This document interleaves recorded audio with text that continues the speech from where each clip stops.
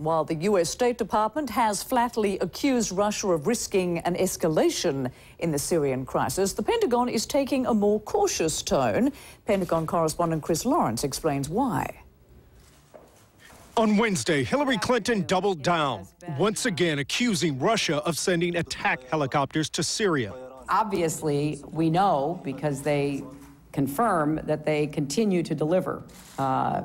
And we believe that the situation is spiraling towards civil war. But while the State Department is bluntly laying blame, on an hourly basis, we are seeing Russian and Soviet-made weaponry used against civilians in towns all across Syria. They're ducking the issue over at Department of Defense. But I'm not going to, get into the condemning the arms sales between two countries here.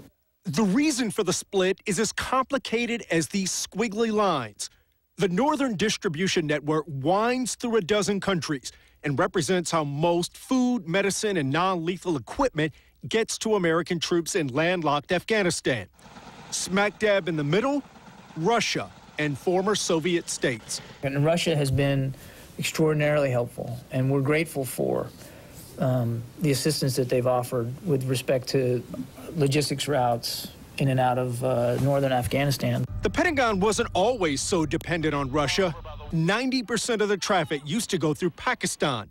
But when that relationship soured, the Pakistanis closed their borders. And the result of that is that it's very expensive because we're using the northern transit route in order to be able to draw down our forces. And the Pentagon buys from the same Russian vendor that's supplying Syria.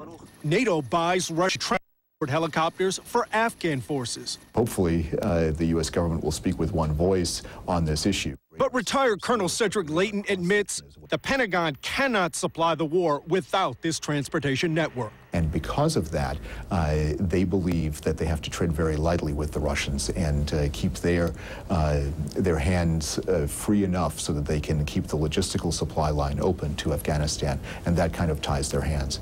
And if all this wasn't complicated enough, the Russians recently indicated that they'd be willing to allow the U.S. to use one of their air bases to help fly troops and non-lethal equipment into Afghanistan, making it that much more difficult for the Pentagon to criticize Russia. Chris Lawrence, CNN, Washington.